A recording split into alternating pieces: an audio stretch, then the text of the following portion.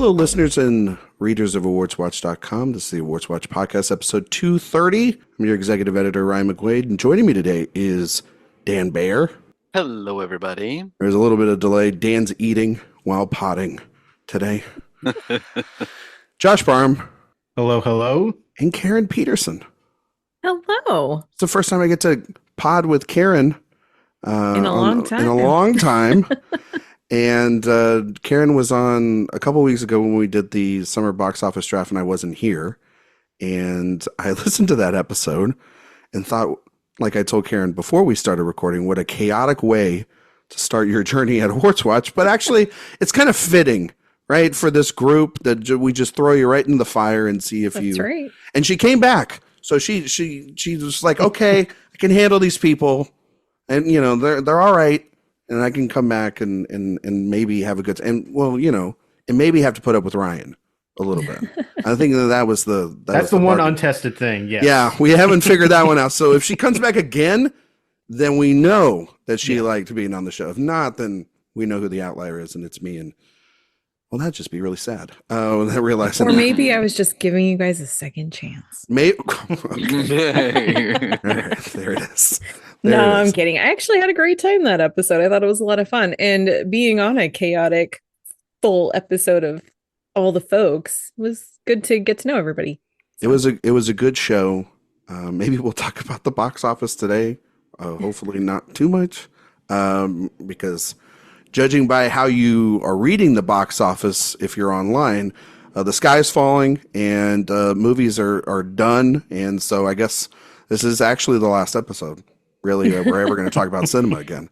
If you look at social media, it's over. If you talk to my friends, everything's wonderful and it's going to be a fun summer. So, Well, I mean, like people are like, how do you market or how do you talk about or how do you like tagline what The Fall Guy is, which is the movie we're going to be talking about again. I'm like, you just say it's the new Ryan Gosling, Emily Blunt movie.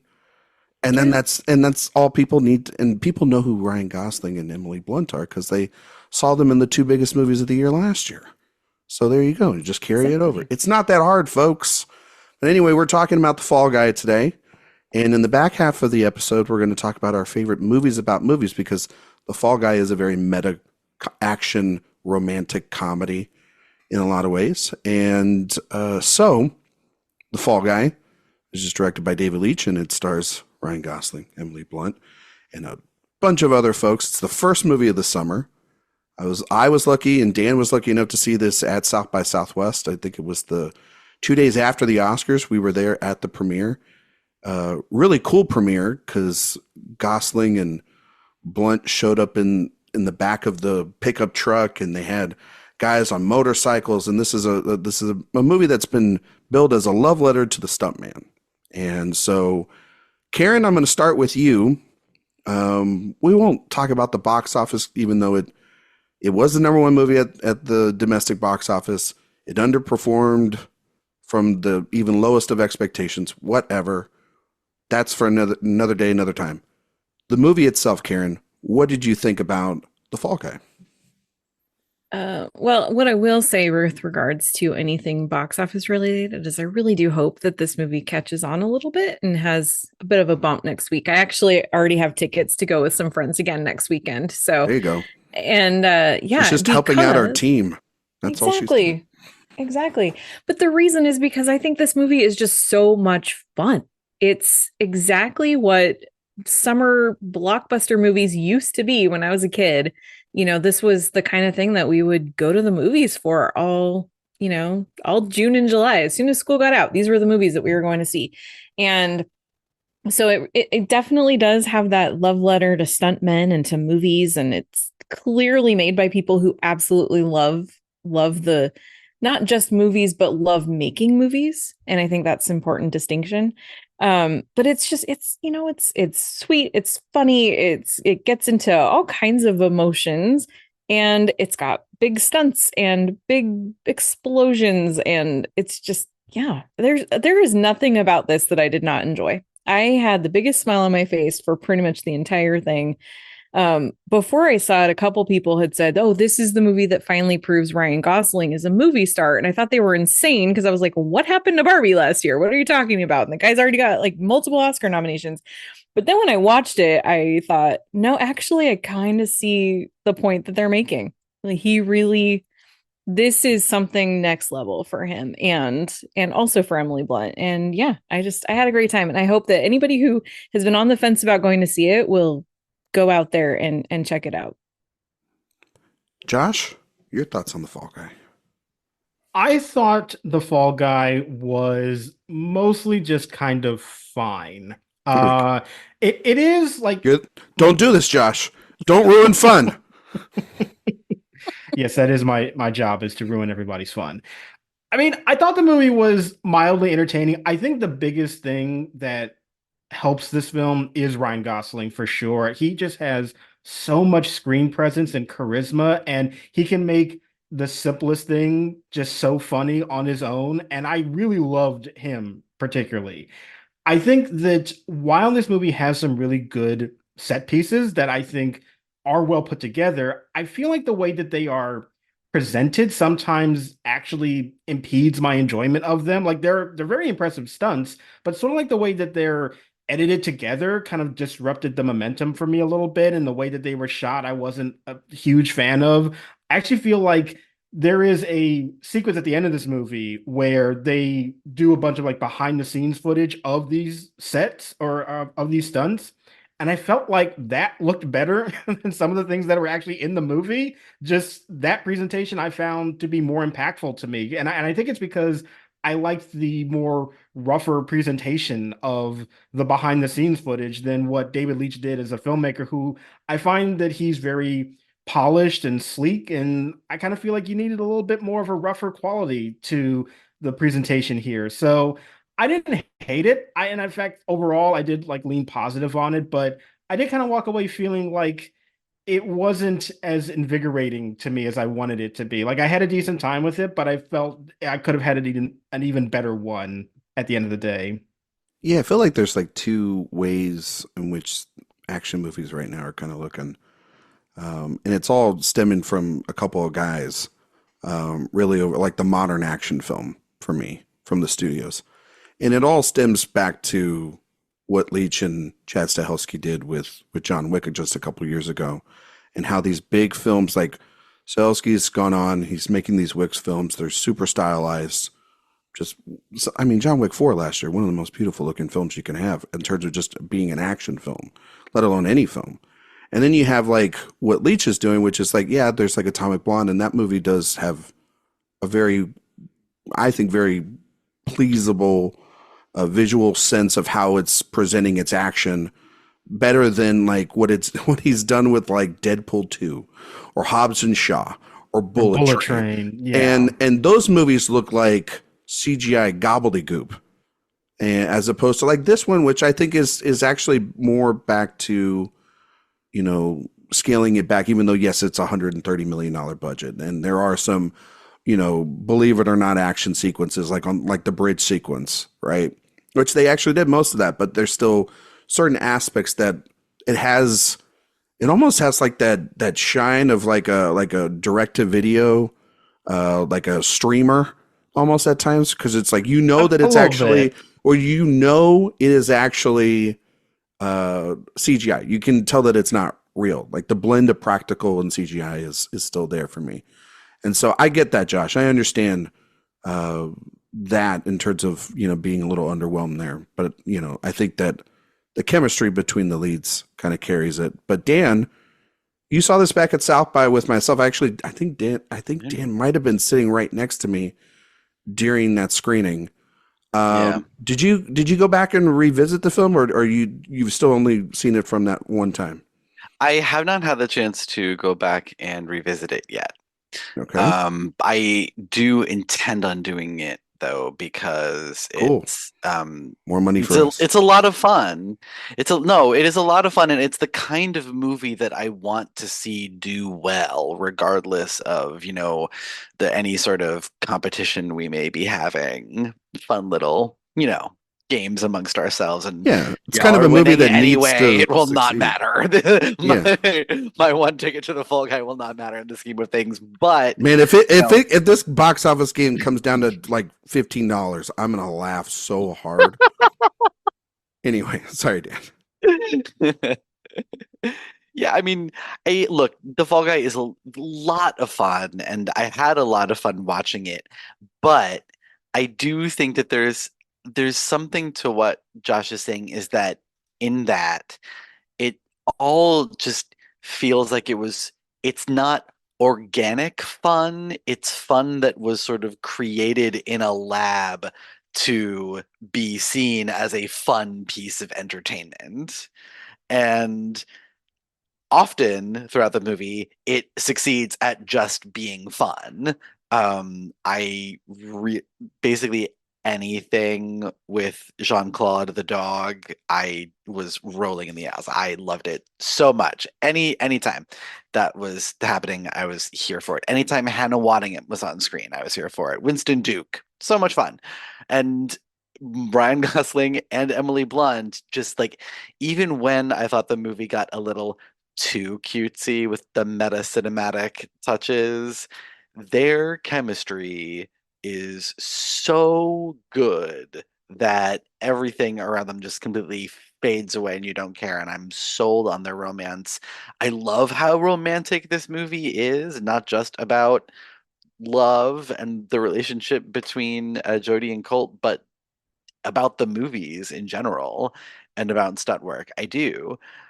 But at the same time, this is kind of like, I'm just really disappointed that this is the direction David Leitch's career has gone after John Wick and then Atomic Blonde, which had such really exciting aesthetics to them, if not exactly they weren't the most out there action movies, but they had a real vision behind them and real style to them.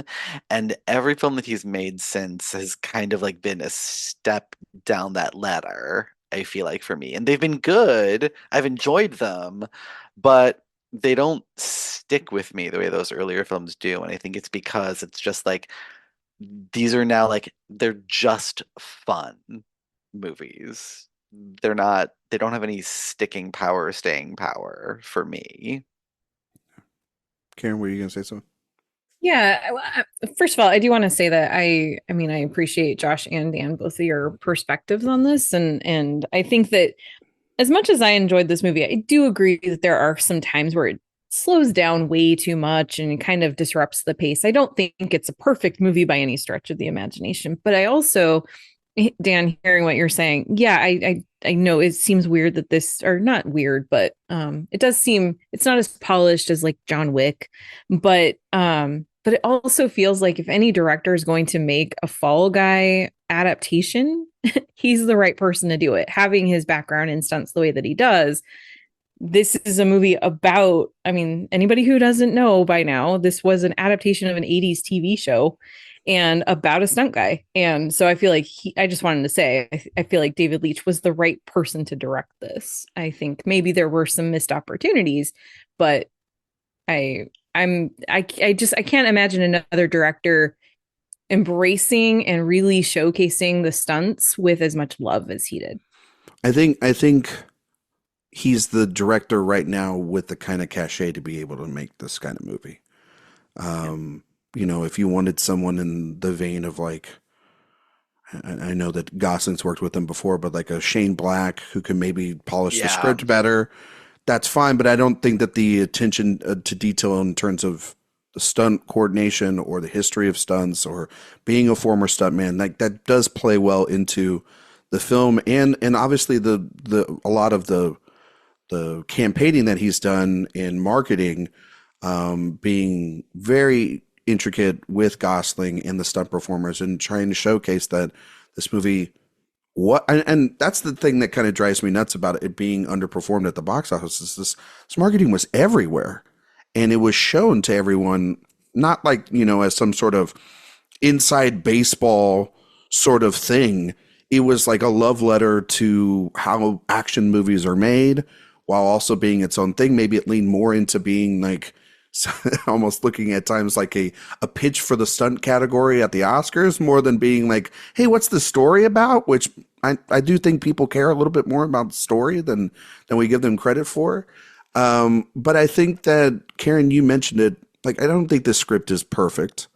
But I think the vibe and the aesthetic and the time that you're having in the movie kind of is. This is the kind of perfect summer film. Like this is a movie that like 10, 15 years ago, it kicks off summer, and this is like $100 million movie opening weekend because these movie stars are carrying it forward with their charm and their performances. Like I've always thought Ryan Gosling's had the goods.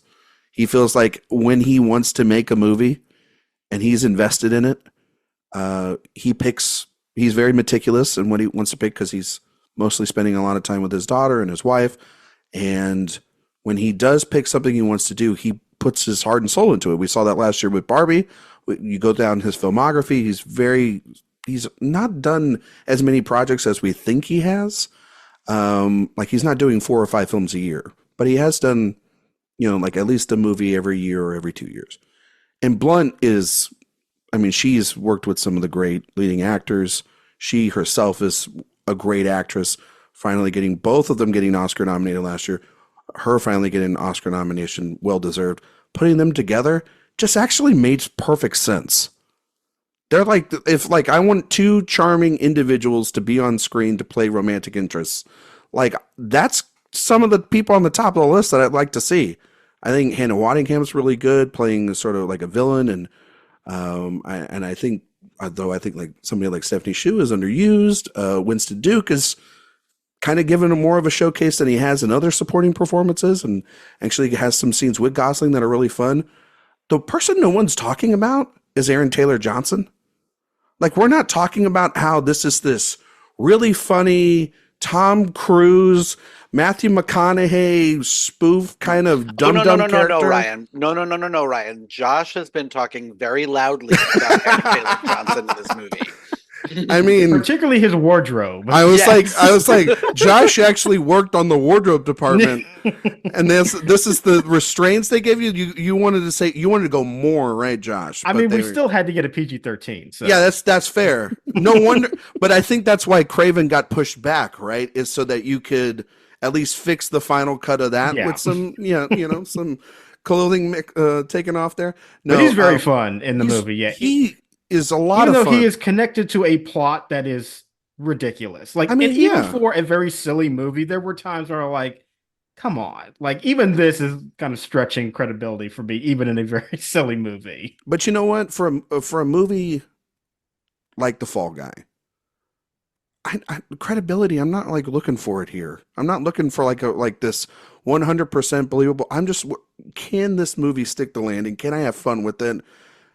I was thinking a lot of back to the summer movie draft episode, and Kevin didn't know that this was actually based off of a television series, and Karen, you and Eric brought that up.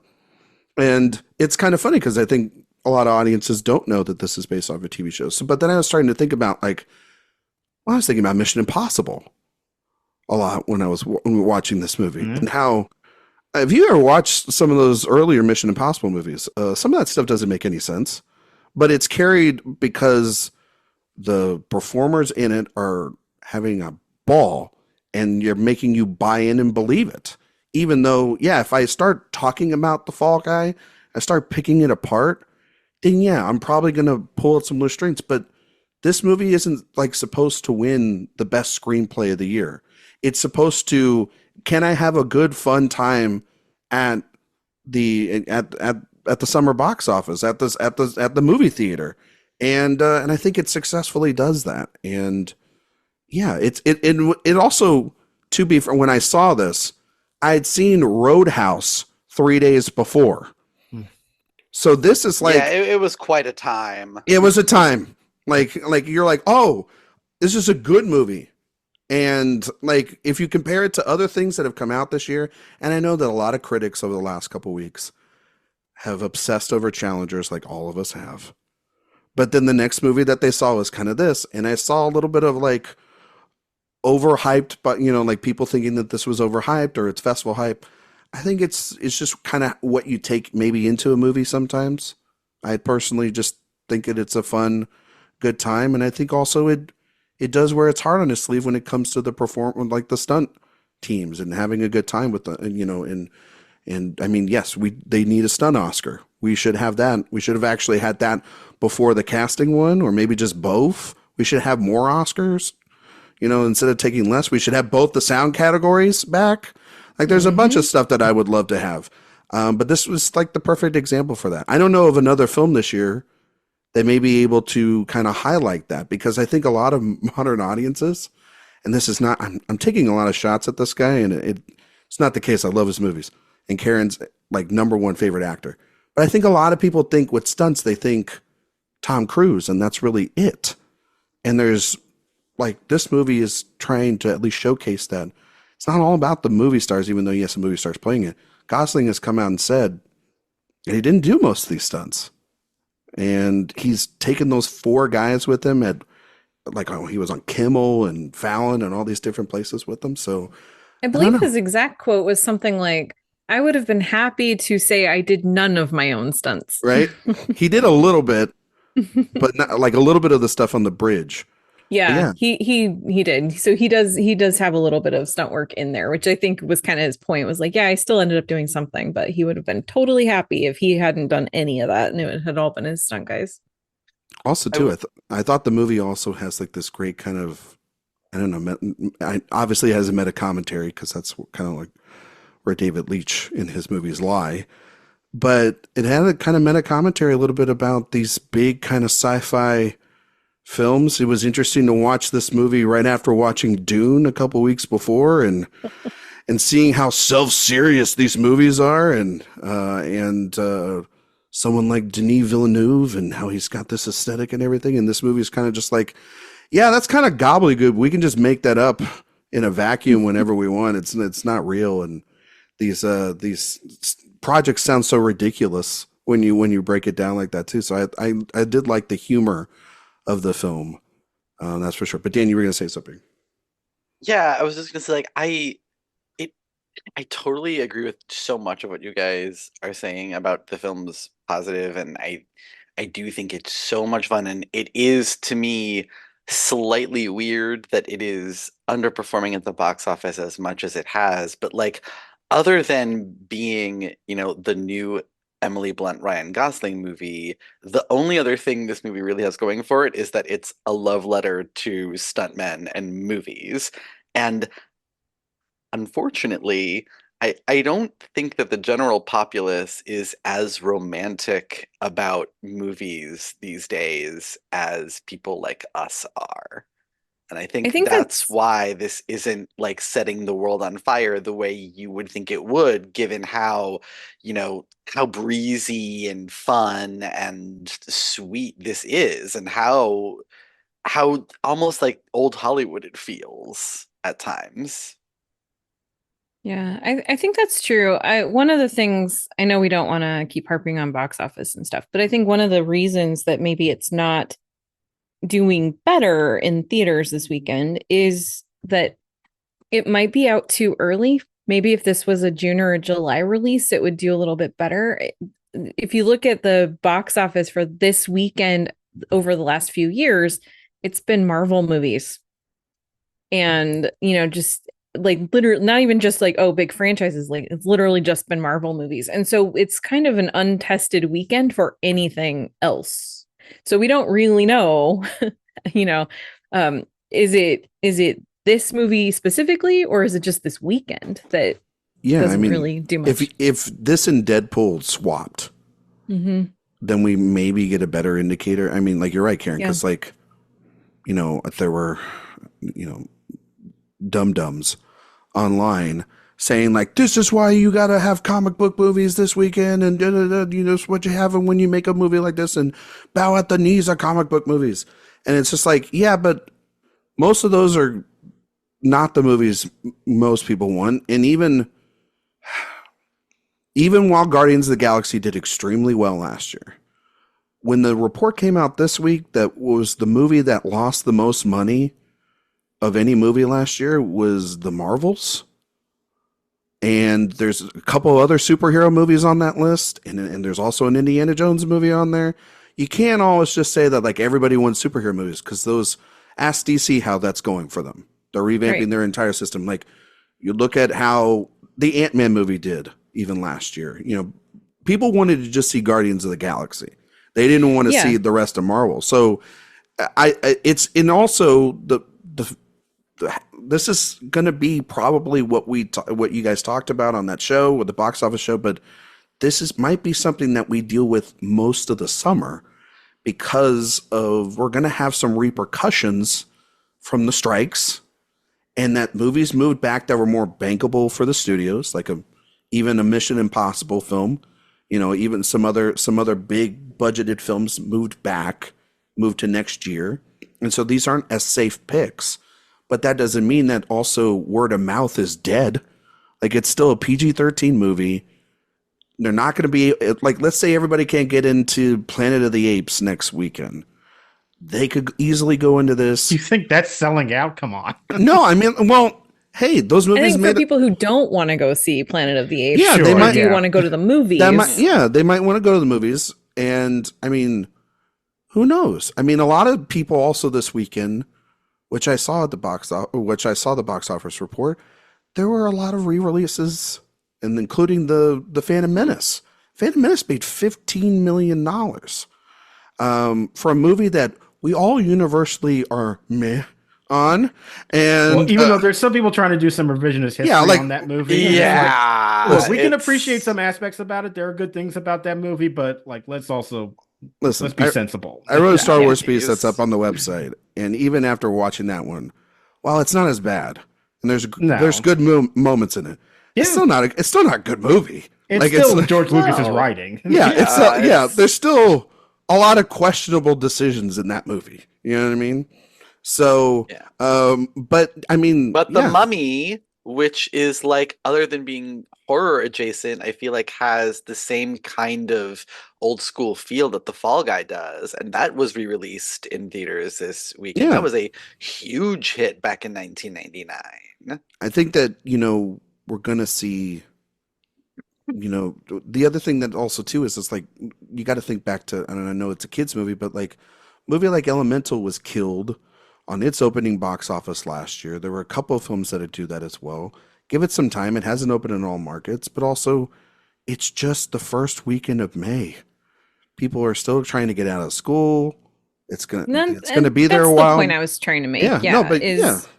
We really we don't know. The only things that we have to compare this weekend to are the Marvel last movies. 3 years are Marvel movies. And that's why I'm like, and it's not even just like your point. It's not just Marvel movies. It's the specific ones that were coming out. So, comparing The Fall Guy to the release of Guardians 3 or Avengers Endgame, it's like, no, you just can't do that. So that's why it's like, we'll see. I don't think this means that the summer is dead. I think it's just off to a slower start than we're used to. I was telling Eric this, and I'll tell you all this. When we did the box office game last year, both teams made a lot of money and I know that the multiplier didn't exist and everything, but still, even if you put the multiplier in there, we would have made a ton of money. Those movies made a ton of money. This year's not the case. Every box office projection, everything, it's going to look a little bleak.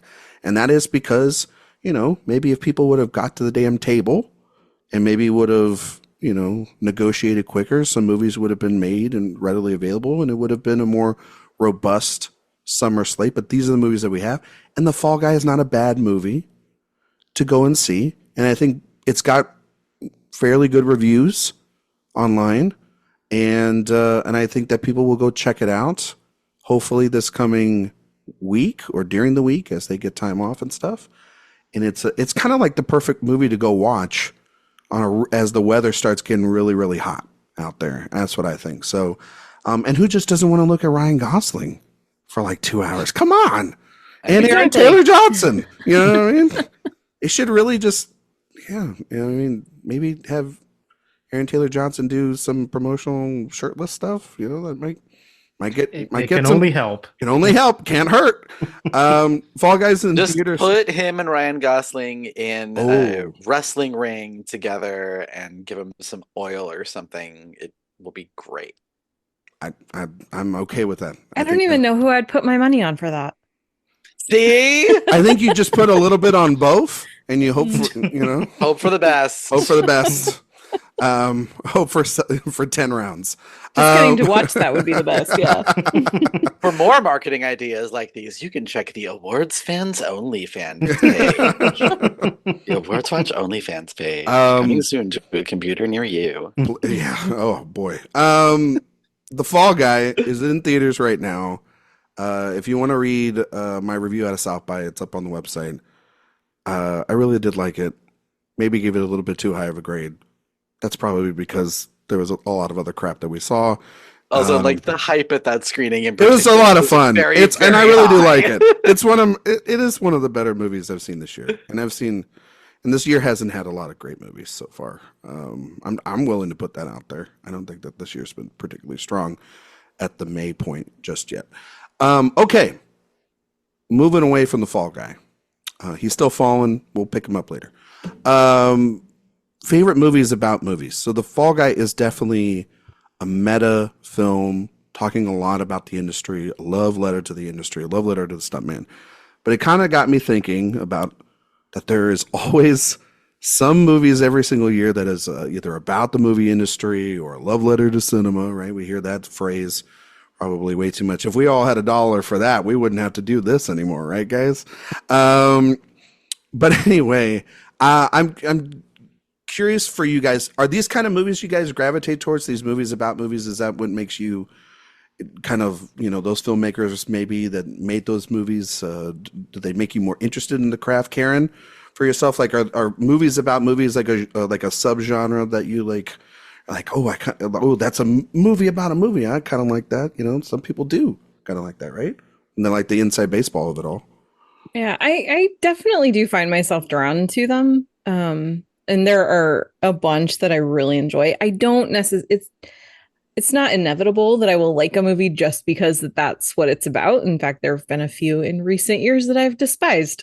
but yeah, no, I think that a lot of times these are really fun. And I think that they've become more fun since I've been more involved in the industry and actually get the inside jokes better. That helps. I would say that it kind of depends for me. I would say on the whole, I do like these movies and they can be very fun to watch. I think sometimes there is a little danger of being almost too insidery, and sometimes you're speaking to an audience that maybe like I can, definitely pick up on it, but maybe generally it doesn't really feel like it's playing as well. And sometimes I do feel like that can be an impediment to me getting fully invested. But for the most part, no, I do like the references that they can sometimes get at. I like the worlds that they can look into. I think they can be very fun, but it's a fine line to walk, I think, sometimes, where you don't want to go overboard, where it just feels too insular. And even if I'm inside that group, it can still feel a little alienating just because the narrative is almost too specific at that point. So it's like a little bit of a balancing act I think you have to walk with those types of films. Yeah, same. Some of my absolute favorite movie of all time is a movie about movies, and I love movies about movies, but I particularly, I think, love them about old movies when we're sort of looking at older methods of filmmaking, as opposed to just movies that are about the filmmaking of today. Those can be fun, but they seem to be mostly like full of jokes and topics that are like very current, and it sometimes feels like they won't really last that long. All right. Well, I like them. That's it. That's all I'm going to say. No, I'm just kidding. Right. No. I think they can be really insightful. I think they can also speak about the creatives behind it. It can be. I agree with you, Josh. I think I gravitate towards more that are more prickly, I guess, at times, rather than celebratory. I do like celebratory, but I think also there's like the patting yourself on the back that we make movies all the time is a little bit much. There are some movies that I'll talk about, or that we might all talk about today, that it's are a very messy process to make a movie. It is, and it can make you a little jaded or cynical about the process of it too. And But then also there's like a kind of understanding that it's not just one person all the time making these decisions. It's a community of people.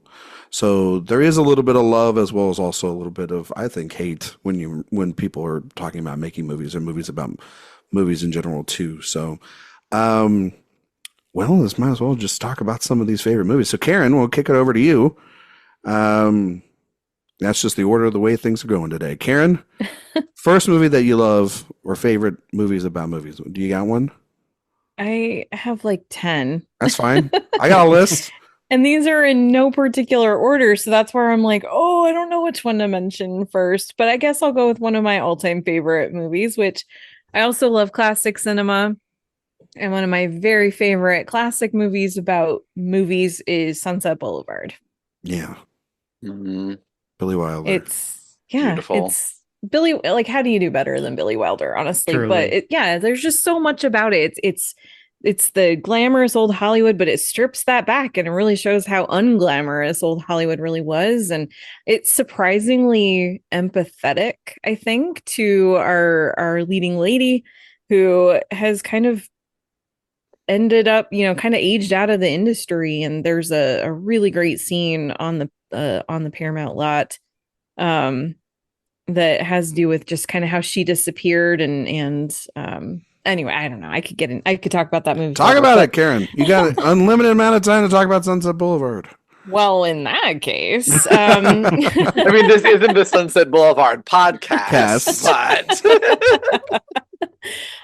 but anyway, yeah, no, there's a scene where they're at the Paramount lot and Norma Desmond is there. She thinks that DeMille wants her back in the movies, and she gets it completely wrong. That's not what they want. Some guy just wants to rent her old car for something that they're doing. But I love the empathy that DeMille shows to her in that scene and how he just like kind of lets her enjoy this time where people are putting her in the spotlight and paying attention to her, something that she hasn't experienced in a really long time. And it's something where he and everybody else there could have been so cruel to her, like, oh, you need to get out of here. This is a closed set. We don't need you. But they don't, and he doesn't. And he just, it's such a moving scene. And on top of that, you just also have all these great moments throughout, like making, writing scripts and that process and brainstorming together. And some ideas are absolute garbage. Other ideas are great. And this guy who was kind of on top, but that still didn't make him the big success and the rich, writer that he was hoping for.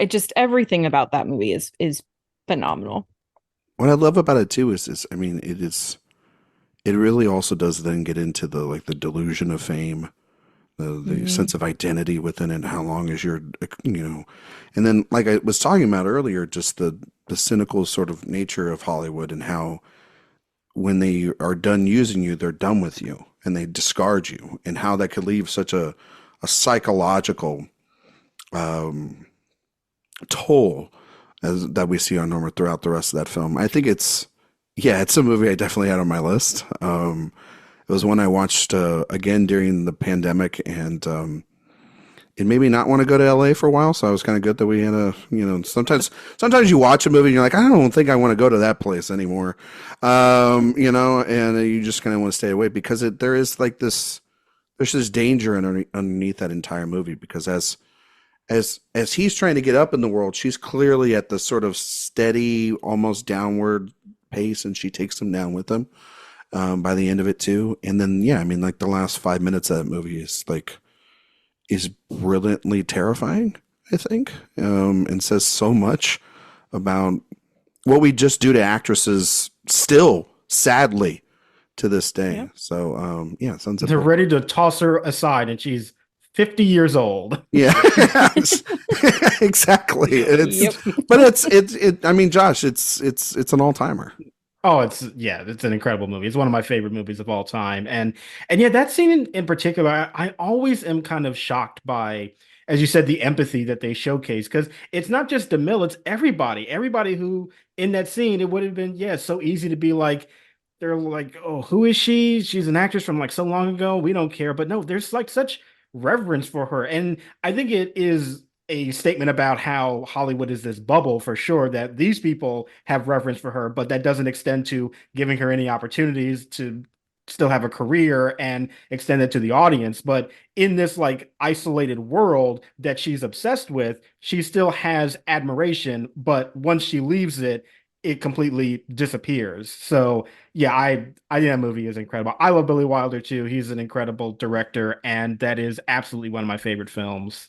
What I specifically love about that scene is the fact that the people who do recognize her are all the crew members that Mhm. she worked with that lit her and walked her to set in the costumes and all these sorts of things.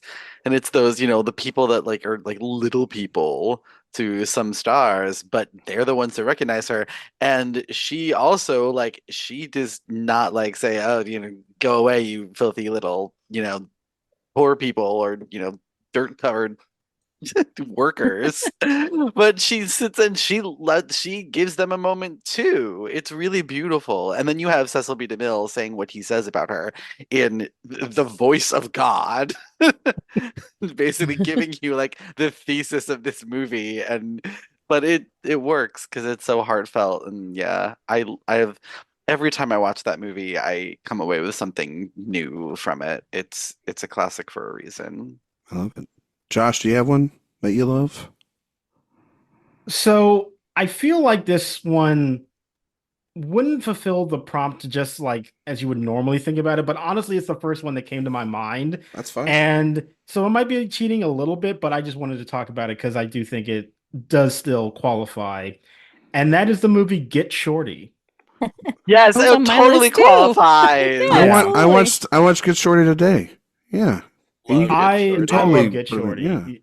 Yeah, I mean, like I said, it's not like it is about the movie industry, but it's not like about the making of a movie or anything like that. At least not directly, but it's still in that world, and that's why I love it. It's because it's a movie where you have even this outsider who's coming into it and learning all the lingo and all of the dealings going on. And I think having that perspective makes it just so much more fun because you, as the audience, are then kind of invested in his story and learning along with him. And if you are in the know, then there's just a ton of things in there that are like little Easter eggs that you can just really enjoy. And I'm a big fan of Elmore Leonard. I grew up reading his books. I love his characters. I love his dialogue and the world that they create. I think that this is the best of his adaptations. I know that there's another big one in there, but There's a I do couple prefer of this big one ones just there.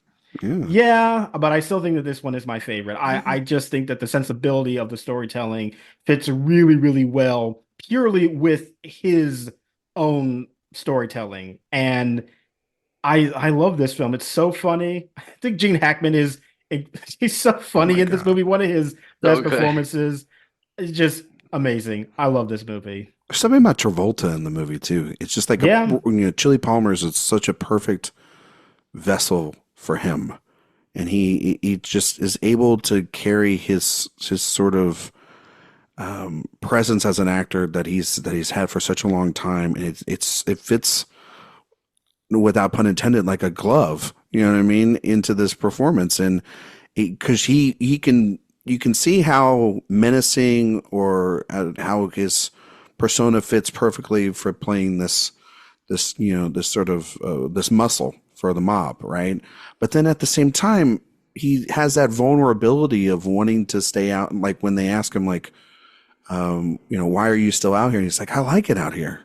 They say he gets drawn into it. There's something super innocent about like this guy who he could, is probably, killed a bunch of people, but he's like, I kind of want to, like the first opening scene is him talking about, yeah, what if they, they're shutting down that theater. What if like I just took over it and show the, noir movies? Like, wouldn't that be? And then the guy's like, you kill people for a living. You can't, that's not, that can't happen. And kind of carrying his past into his hopeful future. And I mean, that's kind of like the thing is like go out west, chase your dream, do it in a very unconventional way. And there is all like this, it's all about kind of the producing of it, right? And how a movie has the rights and the script and how you have to, get an actor to kind of buy into it, and kind of this is a movie about how the sausage gets made, but it does it in such a fun, entertaining way. Yeah, I really enjoyed it when I was watching it today. It's like an easy hour 45, and then the sequel's terrible. We do not talk about Be Cool. No, Be Cool. We don't. No. That does not exist. Doesn't it exist. was one movie. We don't talk about the sequel. Nope. You guys like it, right, Karen? Dan, obviously, you guys like. Oh yeah, I remember at the time reading, I think it was an Entertainment Weekly, like they were pushing John Travolta for a Best Actor nomination at the Oscars for this movie, and I was like, yes, please. And I loved that at the time. I thought that movie was so cool. I wanted to get all the Oscars. I love it. Love it. Yeah, it's great. It's funny. It's I mean, kind of a lot of the things that I said about The Fall Guy, but with a much more polished script and fewer stunts. Yeah, exactly. Like, it's definitely a love letter to movies and people who really love movies and love making them, and that's what it is. Dan, do you got a film to bounce off of? Get Shorty that you love? I mean, yeah, I got several films that I could bounce off of Get Shorty, but I need to talk about my favorite film ever made. Oh, of all time, that's right. The greatest film ever made. Okay. Singing in the Rain. Yeah. The granddaddy movie about movies. I mean, I've watched this movie so many times over the years. It's one of the movies that like made me fall in love with movies. It's just the romanticism of all of it, and it's how much Don loves what he does, how much he loves performing, and how much everyone in the movie loves making movies for an audience in their own ways. I mean, some of them like making movies for the audience just so that the audience will love them, but that's your prerogative. It's just every time I see it, I'm just swept up in it. It is one of the wittiest scripts of this time period. It is beautifully romantic and comedic and in some ways even tragic, and I love it so much. And every performance in this movie is perfection. Gene Kelly has never been more perfectly cast. Debbie Reynolds. I mean, look. I will say, and I've said it before, I can tell you the exact moment in Good Morning when she starts cheating her steps, but I don't care because she's such a bundle of joy and charisma that I don't want to. She's so lovely, and my absolute favorite, Donald O'Connor, who was just like, I mean, when I think of people who were robbed of an Oscar nomination, what more did this man have to do? Throw himself through concrete walls. We're talking about stunts, okay? The original stunt queen, okay? Singing in the Rain, it's fine, right? Yeah, it's okay. Just kidding. Yeah. I'm kidding. I just Karen's face. It's a bit better than fine. No, it's incredible. It's one of the greatest movies ever made. Yeah. It definitely is. Yeah. Yeah. When I thought of this list, I thought of this movie specifically, and then I watched it, it's the perfect Sunday watch. It's the perfect cure of any sorrow that you might have. It is the cure for whatever ails you. Exactly. This is the movie. It's in my top 5 favorite films of all time. And this is the movie that, though, we at dinner, when you go out with friends, you have like would you rather hypotheticals as dinner conversations.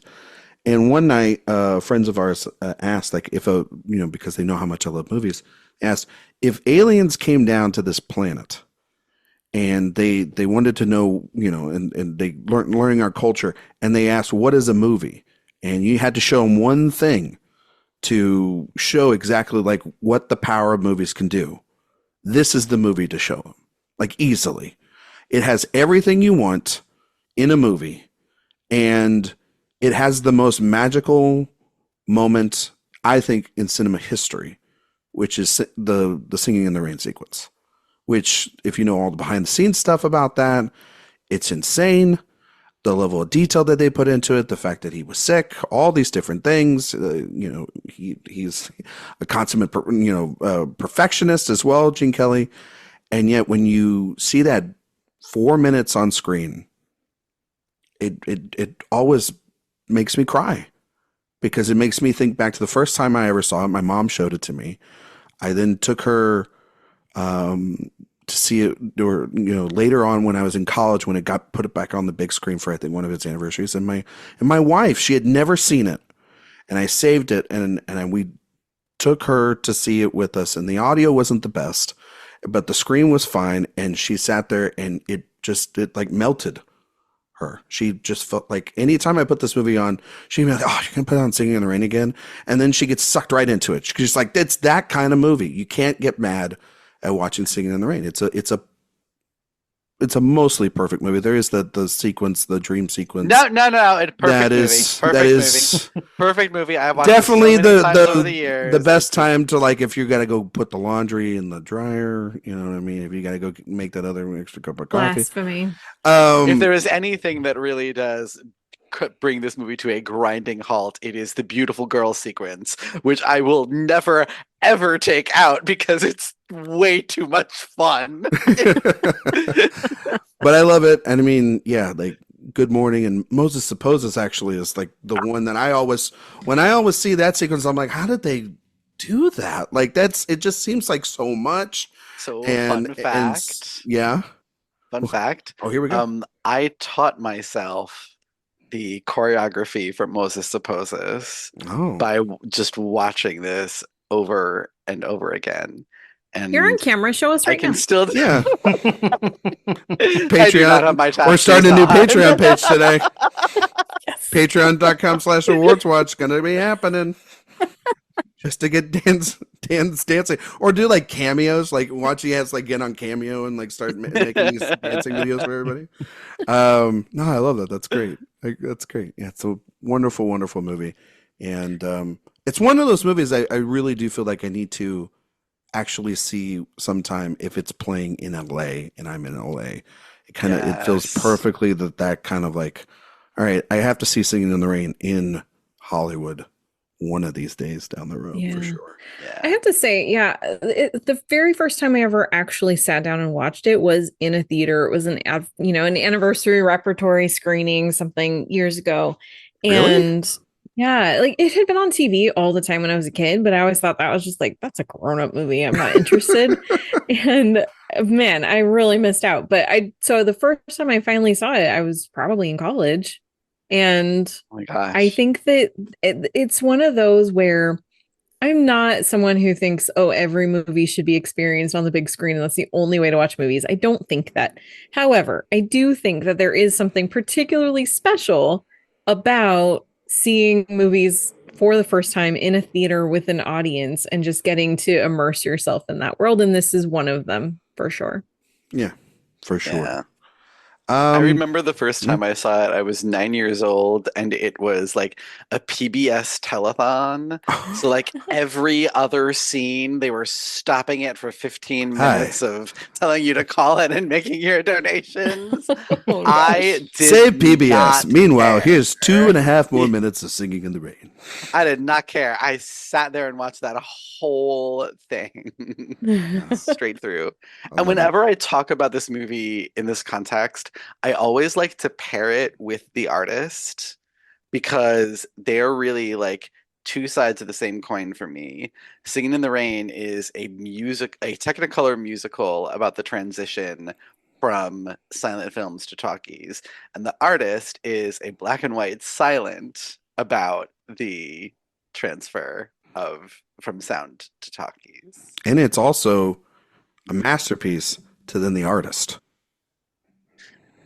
The artist is not a masterpiece. I will concede that. Nobody I give still me like it though. I still love it. That is another movie that is just like whenever I watch it, it's just so clever and fun. And yes, I get all of the criticisms about it, but especially, when for someone who loves silent cinema as much as I do, there are so many references to other movies in it that make me smile every time when I watch it. And it's a movie that kind of like The Fall Guy, like it so desperately wants to entertain you, and it will just do whatever it can to do that. And sometimes you feel the strain of that, but it's still so much fun. I think I only saw that movie one time in theaters, Mm. and then and I was like, yeah, it's gonna win Best Picture, and I really. I think you should revisit it, Ryan. Should You I might be surprised. Yeah, is it better than when I thought in 2011? I think it probably is. Okay, I know that I put it's low on my Best Picture rankings. Not like down, I don't think it's terrible. I just think it's kind of middling. Yeah, It's way better than Cavalcade. Well, yeah. I'm not. It's not anything. It's not the worst win of that decade. You know what I mean? So, Josh, big artist fan. I mean, I think it's a fine movie. I don't hate it. I have not thought about it. I think I was just gonna say 2011. Like, yeah, but like it's good. I think it's a fine movie, but I don't have strong feelings either way about it. Yeah. 2011, just a great year of movies, and not like the best in terms of like the Oscars, but it's not always about the Oscars, right, guys? It's always just about what's good movies. It's about the AwardsWatch Awards. There you go. Do we do those? We haven't done those yet. No, we don't. No, we don't do this. We should. Maybe we will. I don't know. That's something we'll introduce maybe this year. I'm going to go like completely the opposite of Singing in the Rain and go to a movie that's there's no way to transition better to this than to talk about this movie. This is one of my favorite movies from one of my favorite directors. It's from 1992. It's Robert Altman's The Player, which I think is one of the most like kind of profound and cynical movies about Hollywood and how it's made. There's a mystery behind it, obviously, that I think that's really great. But there's always the scene, and it's with Richard E. Grant that's by the pool, and Tim Robbins is hearing him explain the the movie that he wants to make. And that Richard E. Grant wants to make, and how he wants to strip away all like the Hollywood bullshit and really just make like and take all these superstars. I don't want Julia Roberts. I don't want Bruce Willis in it. And like I want to make a real picture, a real movie. And then by the course of the end of the film, the final like 5 minutes of that movie showcases the exact like things that he had to compromise and sold his soul for in order to get that movie made. Altman's kind of brilliant with sound and just how there's like a lunch sequence where Tim Robbins is having lunch with somebody, and you hear all these other conversations, all the other deals that are happening in and around that specific meal there too. I think it's pretty damn great. It's a wonderful cast. I mean, like, that kind of surround Tim Robbins here, but it was a big comeback moment for Altman, who kind of got lost in the shuffle during the 80s. He comes back with this in such a way that he's attacking the system that he's trying to get back into. And so it's an interesting film within his filmography. He makes a handful of films the remaining part of his life, but this is like one of those where you're like, oh yeah, the master still has it, because he had a run in the 70s that is one of the best runs I think that anybody ever had. And yeah, this is one of his best movies. And there's so many celebrities in this movie. There's like 65 to like 70 different actors in it. They all wanted to just like, get a chance to get into this movie. And it feels like him saying, yeah, I'll make a movie for you guys again, but I'm gonna give you the finger while I'm doing it too, because this is a real like just eat them up and chew them out sort of system, and especially because Tim Robbins plays like a producer, seeing how the sausage is made and how that can be a real, in this film at least, a dangerous thing about it too. So yeah, The Player is a movie that I absolutely love. I love The Player too. I remember when, like, I didn't see this in the theater when it came Whew. out, but I remember it was in Blockbuster Video. My mom and I one day were, it was like on a weekend, we were bored and we were just looking for something. We picked it up and yeah, all the things that you said, Ryan. I mean, it's got this mystery to it, but most of what really sells it is this cynicism about Hollywood and just how it really pulls back the curtain and really shows you Hollywood is dirty. We love movies and we love the people that make them, but oh my gosh, this industry is so horrible to people and so slimy in so many ways. And yet we know that and we still love it. And the people who make the movies, they know that and they still keep coming back for more. There's like the hope, I think, is for Singing in the Rain. The reality is something like The Player. Yeah. You know what I mean? Like, you know what I mean? Yeah. Like that's just the reality of it. It's just like, well, we want the Technicolor musical and everything's going to be okay, and we'll figure out how to, make this sinking ship of a movie turn into a musical in 6 weeks, and it'll be okay. And and oh, like our lead actress can't sing, it's all right. We can just dub over her voice. And like it's all fine, right? Like that's how we want it to be, but it's actually, or even like, they want it to be La La Land. Yeah, exactly. Where it's like it's really hard to break in, but once you're there, you're in, baby. Yeah. You know what I mean? And it's like, no, that's a fantasy. You know what I mean? Not that there aren't aspects of The Player that aren't definitely heightened for a fantasy, but I mean, there's a lot of truth behind a lot of what it is. Josh, do you like the Player? No, I knew you were gonna ask me this. You're gonna do this to me, Josh? You gonna do this to me today? Okay, look, I've been on the record of actually not really being the biggest Robert Altman fan. I know that's like blasphemy. You and John Carpenter. You know what I mean? Yeah, well, John Carpenter had some points. Yeah. He also made Ghosts of Mars, so not really. Yeah, well, he also made Halloween. So yeah, I mean, let's not pretend that he also hasn't made masterpieces. But it is a very personal thing for me that, generally speaking, Robert Altman, for whatever reason, I just haven't really been that attracted to his movies, with like one or two exceptions. And The Player is kind of very similar. I don't know what it is about his stuff. Like, I appreciate the commentary, absolutely. I do find that to be really fascinating. There's just something about the way Altman puts together stories that I just find to be a little bit distant for me, and it's hard for me to connect with them. But as I said, the story, or at least the commentary, the themes that he's working with, I do appreciate that in The Player, even if the execution, for me, doesn't really get me that invested. I'm going to make sure that Sophia Simonillo listens to this podcast, since like Robert. I know it's a very unpopular opinion because everybody loves Altman. I know. There's I love a lot of Mrs. Miller. I'll stick up for that one. I think that's a masterpiece. Well, that's now you knew what to say to get me back, and like that's like one of my favorite movies. I don't want to ask what Josh thinks about Nashville. Like, no, you don't want to. I don't want to know about that. No, you don't want to hear that. Oh, Josh. Oh, I love it when you fight, I know, but I hate it too. Karen, please tell me you don't hate Robert Altman either. No, I don't hate Robert Altman. Okay. All right. Most people do. I recognize that. He's not for everybody, it seems like. Some people don't like him. Clearly. But no. I respect him. Even if I don't really love the movies all that much. That's fair. No, it's okay. It's okay. There are some movies that we all here probably love or like that others maybe don't like. You know what I mean? And that's okay. That's what makes us and our taste unique. Yeah. So I keep waiting for you to bring up the one that's going to cause the big discussion, Ryan. I don't know what you're talking about. Maybe I can talk that one. I don't know. Shut up. I don't know if I'm bringing that one out today. Karen, do you have another film that you love off your list that you want to talk about? I mean, I have a few. There's one that I think gets unfairly maligned so much, and I love this movie, and I say justice for Scream 3. Oh, okay. All right. I think it is just, I mean, I love the Scream movies. I love I love the first four. I love the Wes Craven Scream movies. There we go. I knew it was gonna. I was like, yeah, because the new ones.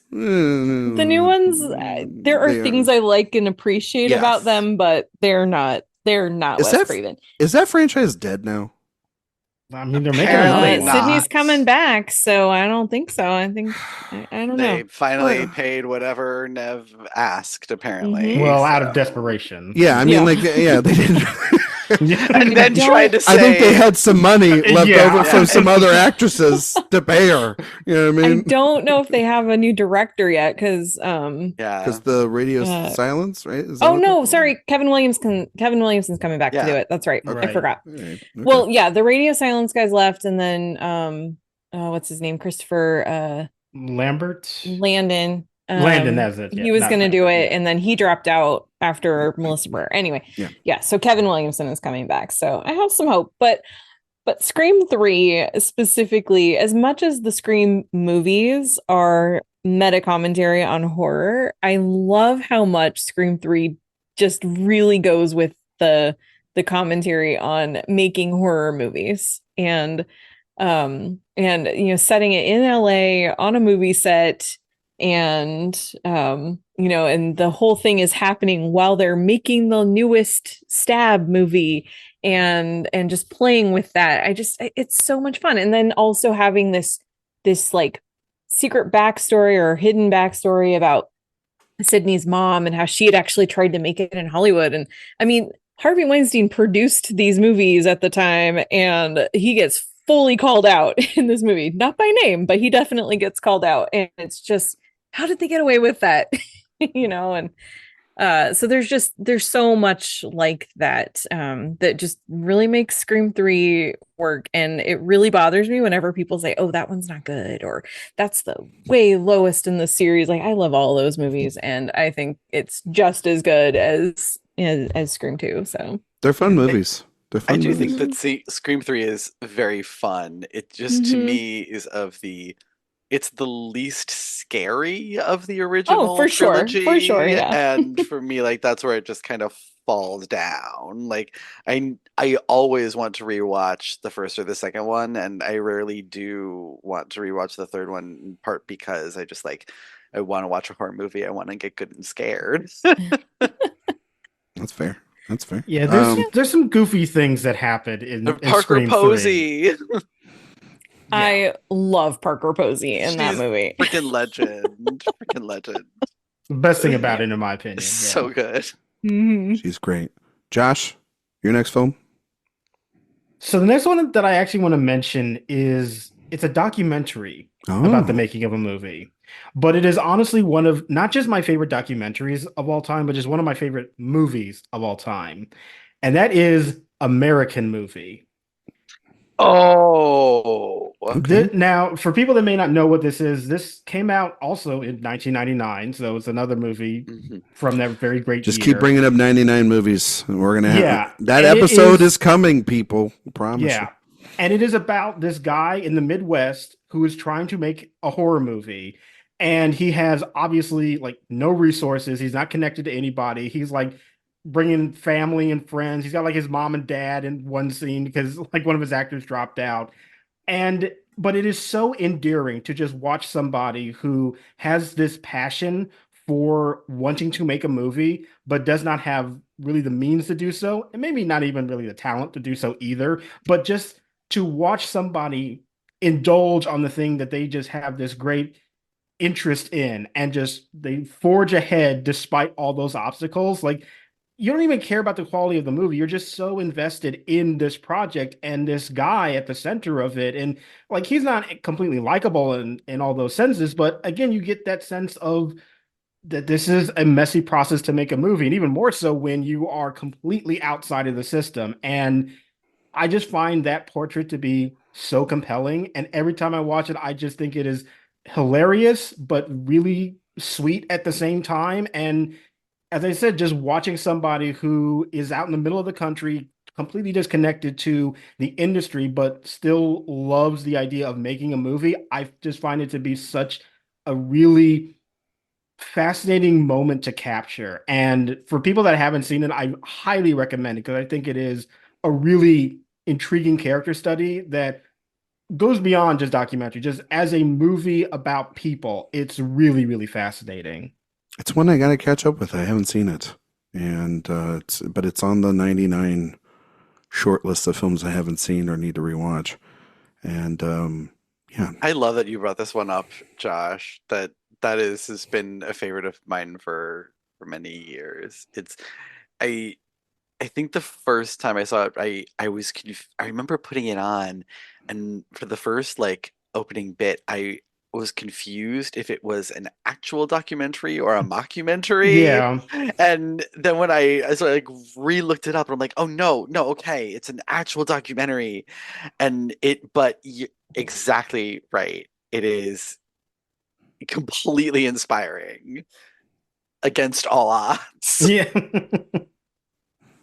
I have never seen it, and but I'm going to check it out this week. It is streaming on Criterion and Tubi, so well, there you go. yeah. Tubi. Our greatest streaming service is right there. Truly. Criterion Tubi. Yeah. And I'm not even being ironic. I'm being God. genuinely No. serious about My that. most watched streamer right there. Yeah. Tubi. What is just a wild invention that I found out about like a year ago, and I was like, Tubi is this a amazing. thing? Yes. And now Yes. it's free. It And I'm is like, honestly you the watch greatest. all these You can movies. Every movie, You can pretty find much the most there? Random basically shit. everything is on Yep. Tubi. Remember how like you used to flip between like AMC, TBS, TNT, TMC, like all those like basic cable channels, like that's what Tubi is. Yeah. Yep. All like Exactly, yeah. I think we B, just- C-level movies, but it's just what you want to watch in the I mean, middle of the Tubi day. might It's as well be you know? sending me a check for how much I talk about it because I absolutely love it. This episode is brought to you by Tubi. I wish it was. To be Not continued. Hulu. Yeah, not Hulu. Tubi. Dan, your next film.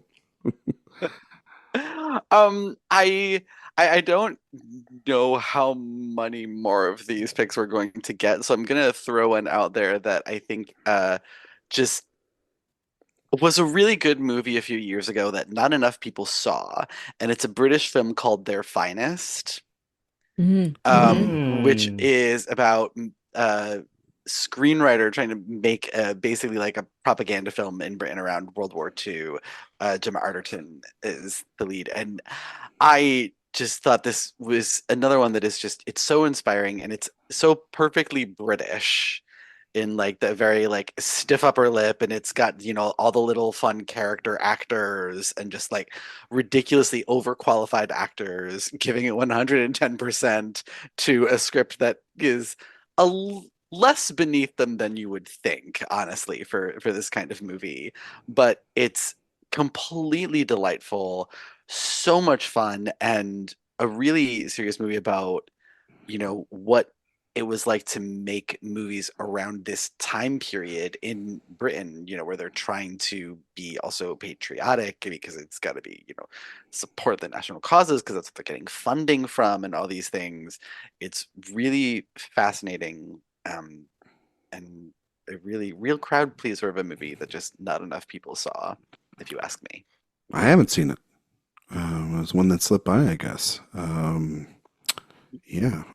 It's good. You should check it out. Should I? Yeah. Okay. All right. Makes I'm a adding- lot of sense that this is your pick, Dan. Like, yeah. I know.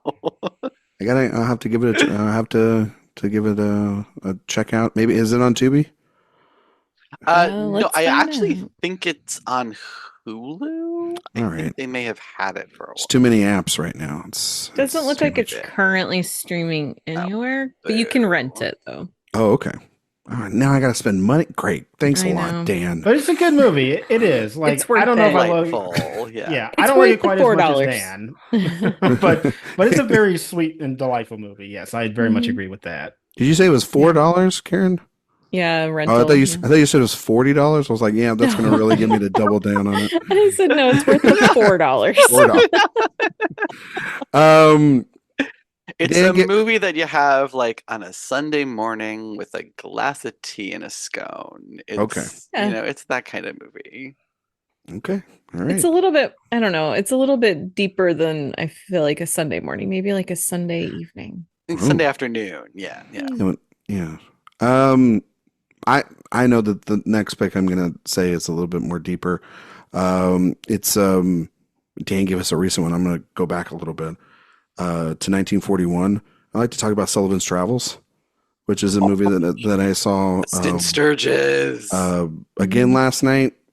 You kind of forget about how powerful this movie is, especially the last 15 minutes of this movie, which is, Preston Sturges. It's about a successful director who's got all the conveniences of life, and he wants to stop making comedies. He wants to make a drama. And the studio kind of like tells him, well, you haven't had a lot of hardships to make a movie like that. And so he goes, well, I'm going to go on the road and create some. And he bites off more than he can chew and then he ends up like essentially getting put in jail for an act of violence and losing his memory. And it's only 91 minutes, but man, I can just tell you the last 20 minutes of this movie, 15, 20 minutes of this movie, edge of my seat. So captivating, says a lot about what I think Preston Sturges thinks that Hollywood thinks of the person sitting in that chair watching the movie, thinks about movies itself and how they consume them, and how the studio thinks of them as well, because he thinks that, normal people, these sort of the people that are paying to get the tickets are really the working class, but it's not a fairy tale like a Capra movie, because Sturges even makes fun of Frank Capra in this movie and literally calls him out, which, I know that there's diss tracks going on the internet right now, but this was like a 1941 diss track in a movie theater right here. Okay. And I think that what's so interesting about it is talking about how the difference between what a drama can do and what a comedy can do, and how they both can have the same impact, and trying to reach for something more than what is so obvious but also so great that's in front of you, and appreciating that, and how scary it can be to try to make those changes, but then also, again, the value of what an audience wants and what they really need after the hardships of the day, the working class and what they're going through. I mean, this is coming right off, right in the, towards the middle of the war. So it's talking about like what the average person is being affected by in World War II. I think it's a masterpiece. I think it's brilliantly funny at times, because it's like the first half of this movie is kind of just like him on the road and getting getting into hijinks and things, and he's got like a cavalcade of reporters and people with the studio following him, and they're on a train, and there's this giant train sequence that just like everybody kind of like all the food goes everywhere, and you're just like, oh, this is going to be a comedy. And then in the last 20 minutes it's like, psych, not a comedy. This movie hits you like in the gut. And I think it's in the Criterion Collection. I think you can stream it on their app as well, but I highly recommend it. It's a brilliant movie. So bet you didn't think I was going to talk about Sullivan's Travels today, did you guys? I'm pulling out all the stuff. That's a good one. Pulling out all the stops today. Let's go one more round, and then we'll do some honorable mentions and get out of here. So, Karen, you got to whittle it down. You got another film that you got to talk about? This is one of my favorite movies from when I was a kid, actually, and that is Who Framed Roger Rabbit? Yeah, that's true.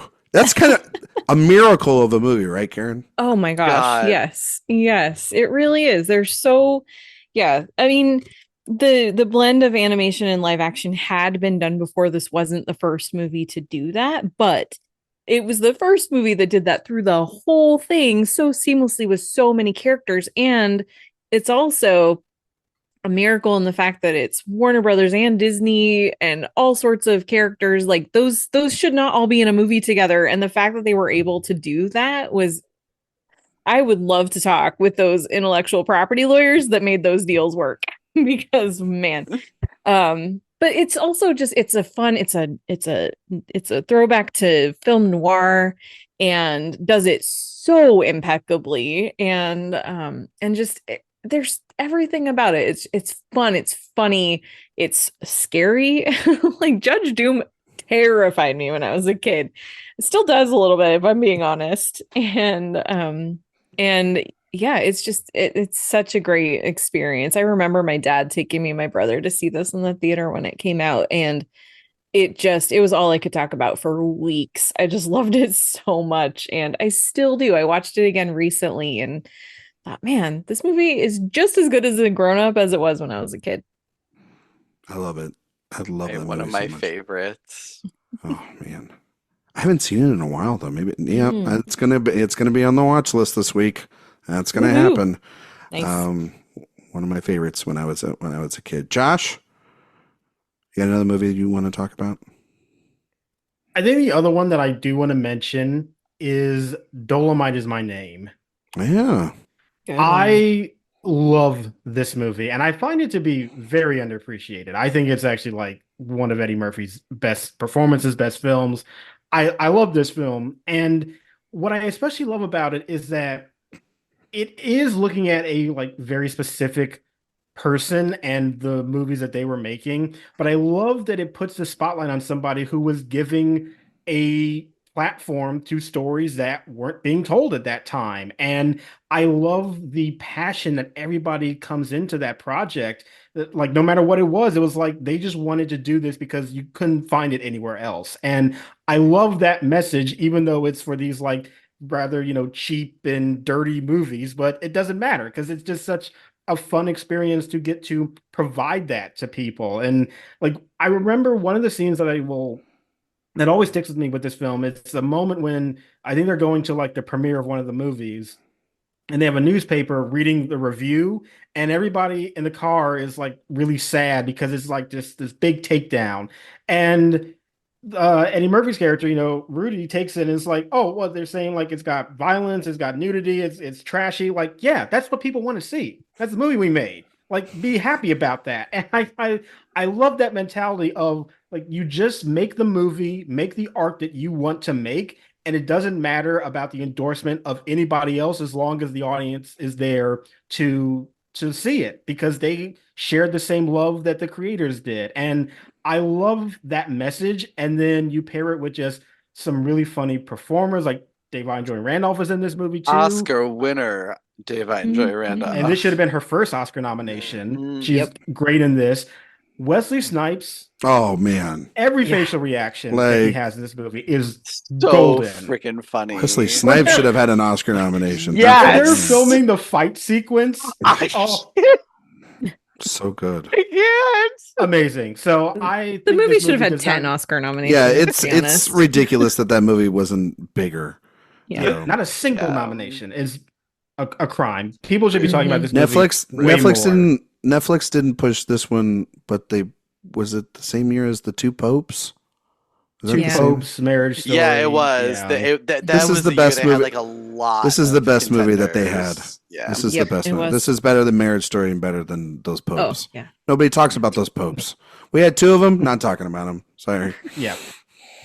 Sorry. So Dolomite Is My Name. Like, should good be talked movie. about way more. It's a great movie. Very good. Very good movie. Yeah. I love that movie a lot. I think Eddie's incredible too. I know that, Mhm. we talk about Wesley and Divine, but, Eddie really gave, again, another wonderful Yep. performance and, Should have also been nominated. In should my have also been opinion. nominated. Yeah, Mhm. that script should have been nominated. Like it's the like the Costumes, costumes, Costumes, yeah, the makeup and hair. Yeah. Like, yeah. Mhm. Mhm.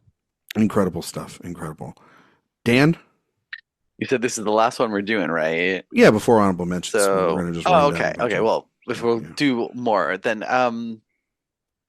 I think okay. So I'll just say it, like the one that I want to add right now because I think this is a really sneaky movie about the movies or series of movies about the movies, and I hate that I am having to plug one of your team's picks in the box office draft again Here we this go. time, this podcast, but this trilogy of Ty West and Mia Oh. Goth, X, Pearl, and Maxine is a really sly commentary about women in the movies and how the industry has exploited them from basically its inception.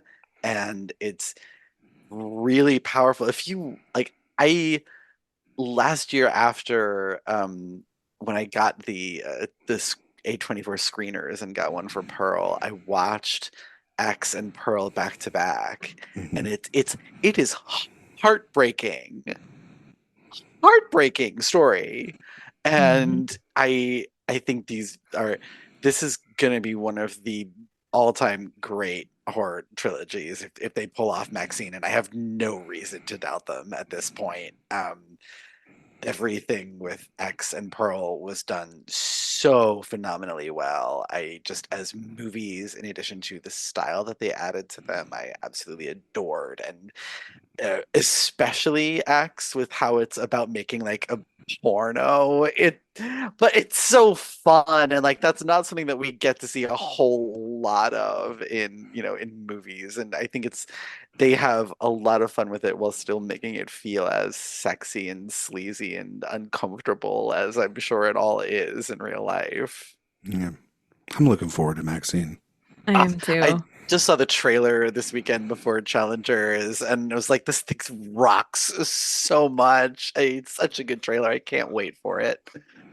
And I think that releasing X first and then Pearl, and I think for the first time watch, that is the correct order, because I think that you need to have the fun slasher movie of X before you get into that backstory and understand some of the comments that she makes throughout X and some of the things that happen. And I think getting the context after the fact just makes both experiences so much better and richer. Yeah, I love them. They're great. Can't wait to see Maxine. I won't have my tickets ready because we'll see it ahead of time.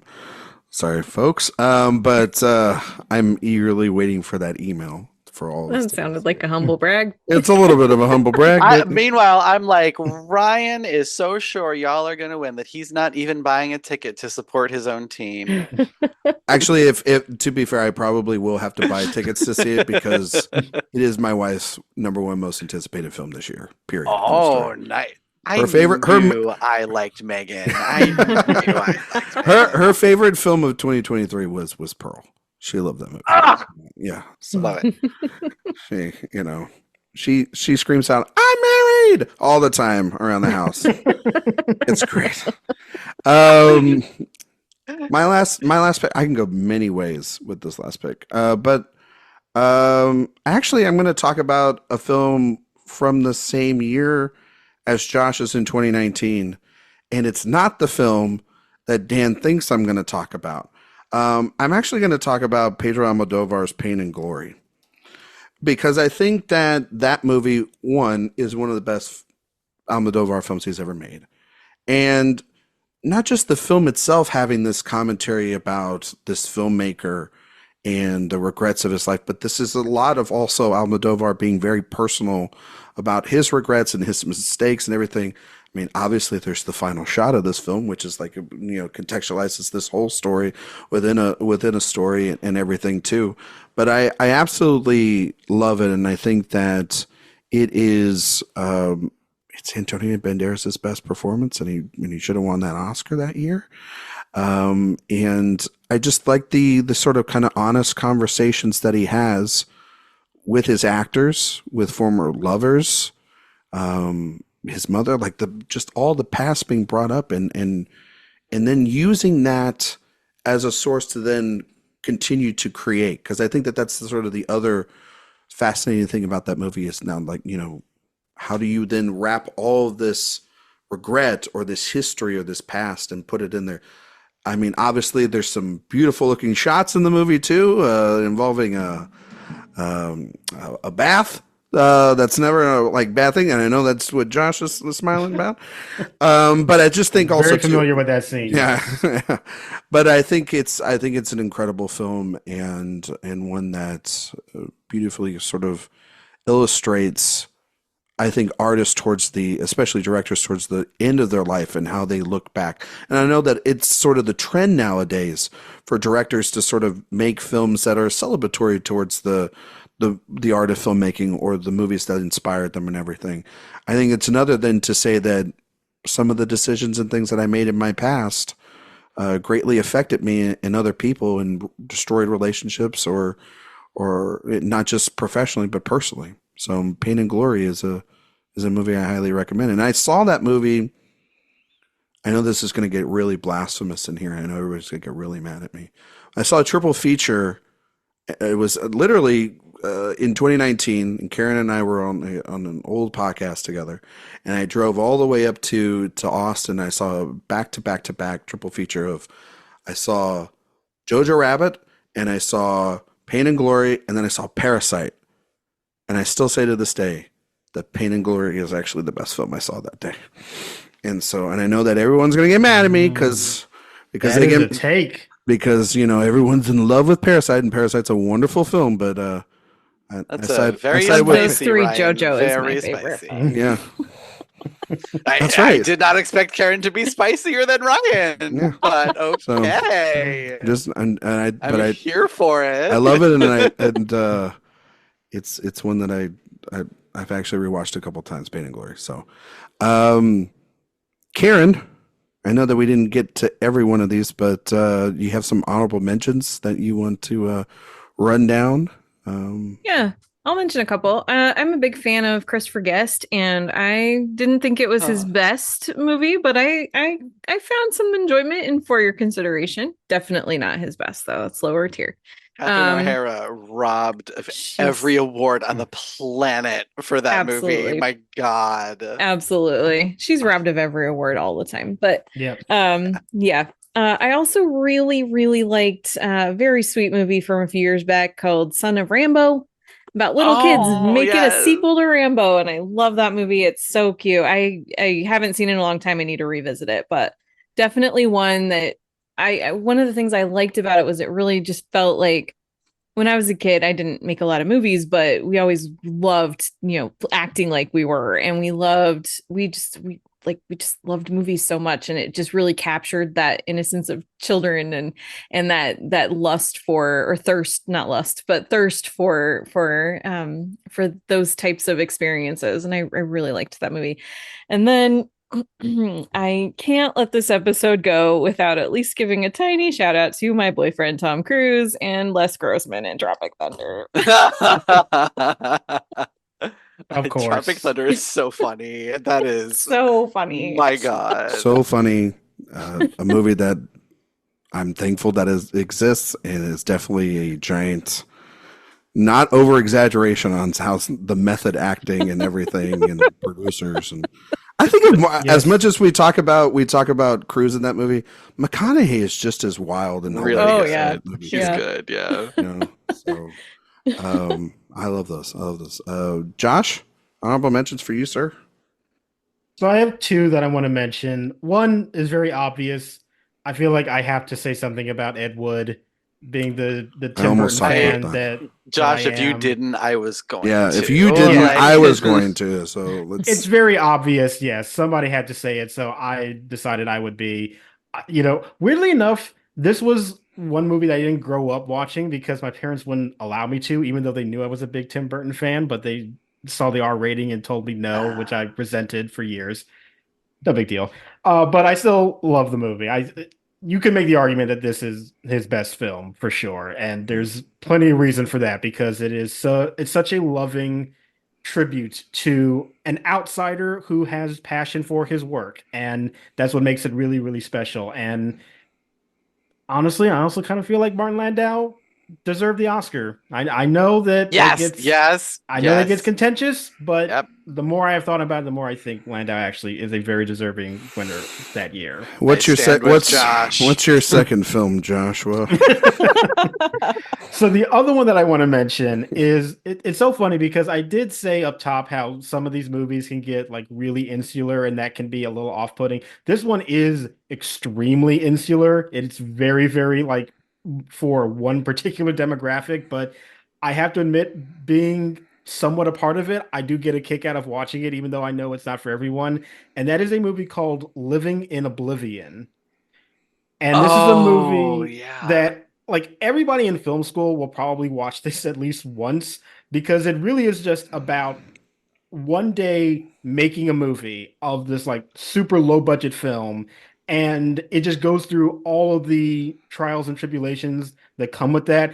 Of course, it's an indie movie from the 90s, so it stars Steve Buscemi, obviously. So he's the director, and Catherine Keener is in it as well. Like, it's It is a movie that, as I said, it's very, very specific in terms of what it is talking about. It is not a broadly appealing movie. It is really meant for those that have either been on a set or know about the process of it. But if you are in that wheelhouse, there are so many gags and jokes in it that you will get a kick out of. So I will mention that it's not a very broadly appealing film, as I said, but I do think if you have interest in that subject matter, you'll get a lot out of it. You gotta check it out. Have not seen that one. All right. Again, adding to the list this week. Dan, honorable mentions.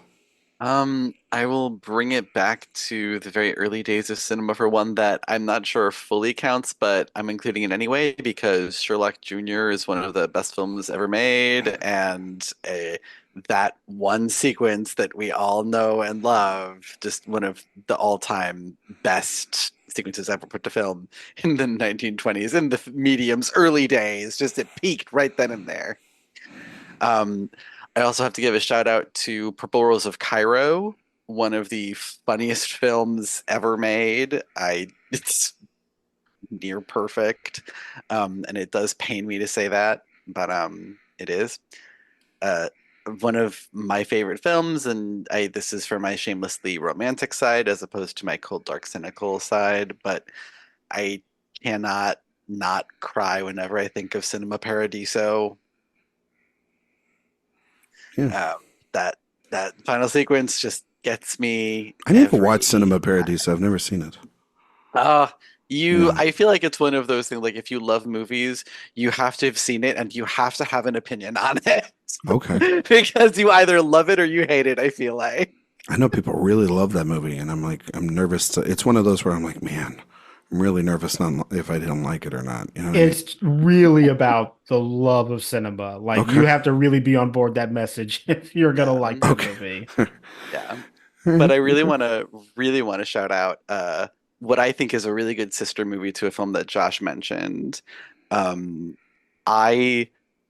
If you have not seen Bowfinger with Steve Martin and Eddie Murphy, it is a perfect companion piece to Dolomite Is My Name. So funny. Like I think maybe once every like year or two, I will think of moments from this movie just out of nowhere and be like, God, what movie was that from? And nearly every time it's Bowfinger. This movie is really underrated comedy classic about, people wanting to make a movie starring the biggest star in the world, but they do not have the budget. And so they film it around him and he doesn't know what's happening. So he thinks that this is all real. And Eddie Murphy, brilliant in a dual role as the star and this lookalike that they find to be in the film. And it is so funny. It is so funny because it's so good at like that Ed Wood thing of like making a really great bad movie, but you see all the heart and passion that goes into it, and you're laughing both at them and with them, which is a tricky tonal line to walk, but this movie does it really well. Another movie from 1999. Mm-hmm. Yeah. A lot of 99 movies we've been talking about over these last couple One weeks. of those magical years. Good year for movies. We're going to be talking about it in a couple of weeks. Honorable mentions for me. I mentioned this is going to be a penalty box movie at a certain point. We talked about it a lot on a director watch episode. So to talk about Paul Thomas Anderson's Boogie Nights, and a movie that I love and is, I'm telling you, the first half of that movie is so much fun, and then the second half of that movie it becomes a dark look at that side of the industry once they flip decades. And Shadow of a Vampire, yes, that I absolutely love. Hail Caesar from the Coen brothers, but also Barton Fink from the Coen brothers as well too.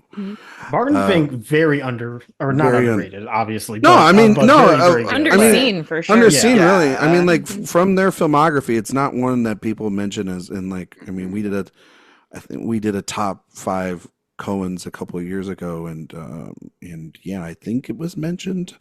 I think Eric had it in his top 5. 8.5 by Fellini, obviously. Hugo from Scorsese.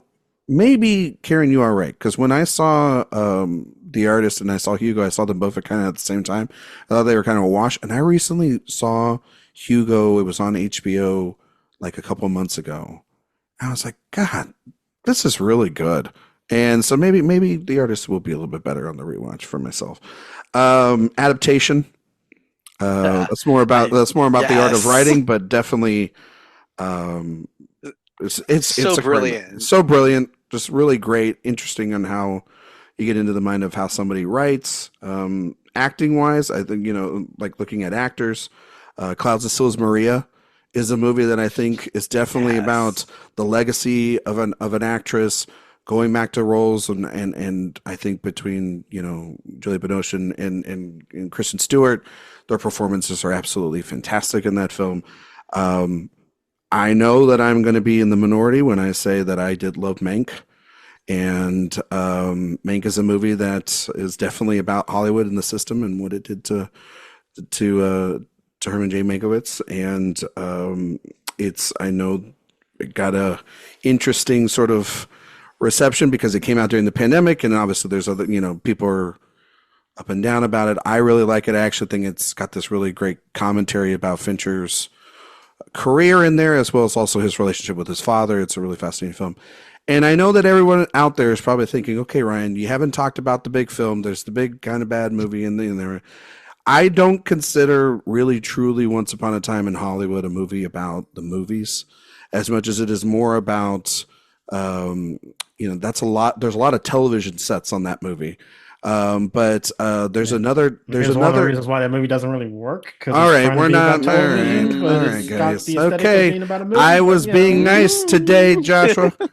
I'm the one that gets crucified for not liking that movie. I don't know what you're talking about. I think I'm like the only Josh, one. You and I need to from talk. The firing squad right now. No, but I have been with Josh since we first saw it. Yes. I'm the only. I feel like I found my people. Yeah. I feel like the wrong people are on this episode to help me out. Oh, I'm sorry you found like the handful of people that dared to say something bad about it. Literally was the three people I think on the site that don't like the film. To shoot at the god that was Tarantino and say that maybe he's not completely perfect. It's a really good movie. I just actually recently watched it last year on a plane. Great plane movie. Anyway, quickly though, I just wanted to tell you that I am with you a little bit, not quite as much as you are, but on Mank. I actually think that's a pretty darn good movie. It's a pretty good movie. There are sections of Mank that I think are really fascinating. Unfortunately, it's nothing to do with the making of Citizen Kane. Yeah. Fair enough. I get that. But also with Hollywood, there's another topic that we're going to be talking about in a couple weeks. I'll save all my thoughts for that topic down the road, so that'll just be a tease about that. But then that will be when I unleash my opinions about that film, and how much I love it. No, sign up for it, Josh. I'll be there to hear them live. I've been through this already. For the last 5 years. I don't know. Yeah, if I need to experience great movie. Anyway, that is our favorite movies about movies. All inspired by The Fall Guy, which you should go see in theaters. Karen Peterson, can you tell everybody where they can find you and all your work on the internet? Well, yeah. So I am on social media. I'm not so much on Twitter, but I'm mostly on Instagram and Letterboxd at Karen M. Peterson. And I also have 2 other podcasts that I'm on. Sorry, I'm not fully loyal to you yet, but I have Citizen Dame, which is a feminist film podcast. And I have the Watch and Talk, which we do a weekly review. And we're actually doing The Fall Guy on that one, too. So if you're not tired of listening to me talk about The Fall Guy yet, you can listen to that one this week as well. Go check out Karen's stuff and go subscribe to those podcasts as well. They're great listens. Josh Parham, can we find out where all your great work is, sir? You can find me on Twitter and Letterboxd at JR Parham, and you can find all of my work over on Next Best Picture and AwardsWatch. Dan Bayer, same drill. You can find me on Twitter at DanceandDan on Film. You can find me on Letterboxd at DanceandDan, and you can find my review of The Fall Guy at Next Best Picture, and lots of other work at Awards Watch. You can find me on Twitter, Instagram, Letterboxd at Ryan McQuade 77. You can find all my work here at Awards Watch and all various other places. Let's see. If you like podcasts, we don't just do this one. We do the Director Watch podcast where myself and Jay Ledbetter are doing our Sofia Coppola movie series. This week's episode is On the Rocks. It's with our writer and friend of the show and the co-host with Sophia over at Oscar Wilde, Nick Rokraut. We talked about On the Rocks, the Apple TV Plus film starring Rashida Jones and Bill Murray. So look forward to that later in the week. That releases on Thursdays as the show releases on Mondays. iTunes and Spotify, 5-star reviews. We greatly appreciate it. Go over the website, sign up for the newsletter. That is the best place to get all of our news, reviews, interviews, and everything in between. Also, it was May the 4th this past weekend. If you like all that stuff, I wrote a 6,000-word Star Wars piece ranking the 11 films in the correct order. And that's over at awardswatch.com. It's in print. It's whatever's in print. That's the fact. But that was a lot of fun. And next week here on the Awards Watch Show, we will be back. We're actually going to be talking about one of the best reviewed films of the year. We're going to be talking about I Saw the TV Glow, which is the latest film from A24. And we're going to be talking about a top 5, rather than a loose discussion, a top 5 A24 films. So I'm very much looking forward to doing that next week. So thank you all so much for listening, and we will see you all next time.